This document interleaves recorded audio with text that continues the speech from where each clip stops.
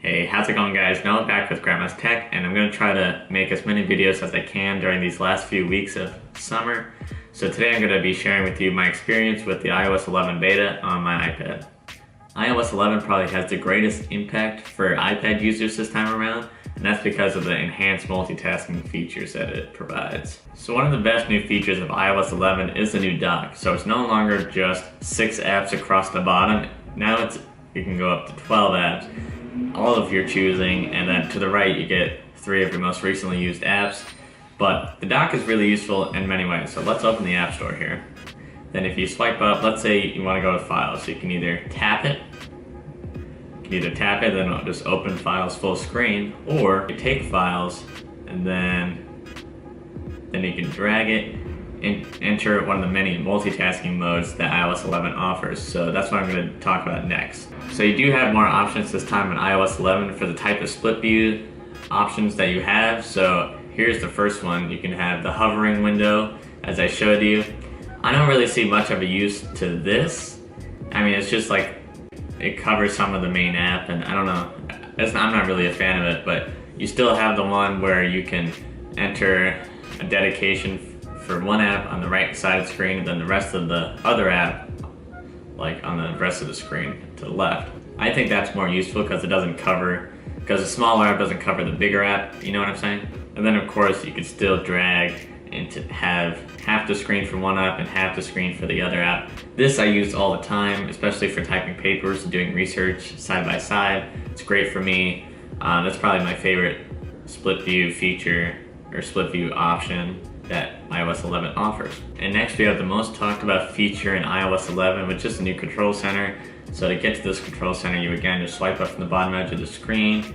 Then you see you get the control center kind of bunched up on the right. Then you have your recent apps on the left. So if you see the control center, you might be a little confused and overwhelmed by it.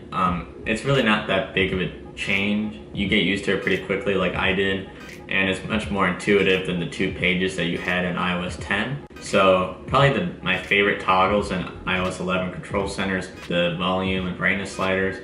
They're just really easy to use, and it's much easier for me to change the brightness depending on where I am. And then on the iPhone, you have the option to force touch any of these toggles to access more information. So with the clock, you can force touch it, or on an iPad, you can long press. But for the clock toggle, you can set a timer up to 2 hours, change the interval. But some of these long presses are kind of wasted. Like if you long press the volume slider, then it's just an enlarged version. The volume slider doesn't show you more information. So some of these long presses can be useful and show you more information, but some of them are wasted. Another great change with iOS 11 is the new virtual keyboard. So instead of having to go into that separate section with your numbers and your symbols, from the main keyboard you can swipe down on any of the keys, as you can see here, to access any of the other symbols that is underneath them. So with the C, if I wanted to write a plus, just swipe down like that.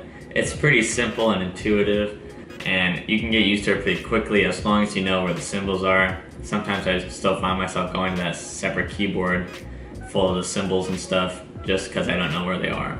But other than that, those are probably the most important features that you need to know about iOS 11, other than the redesigned App Store and the new multitasking look.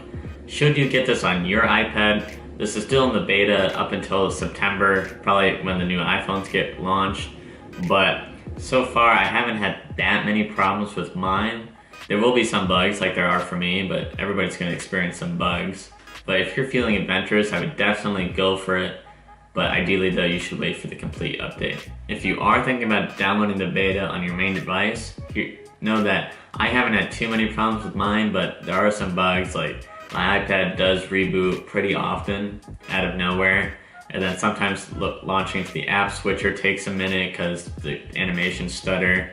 But little things like that, I've still been able to use all my apps just fine, which is fine for me because that's really what I use it for. So if you really just don't want to wait till September to get the complete stable version, definitely download it now, download the public beta.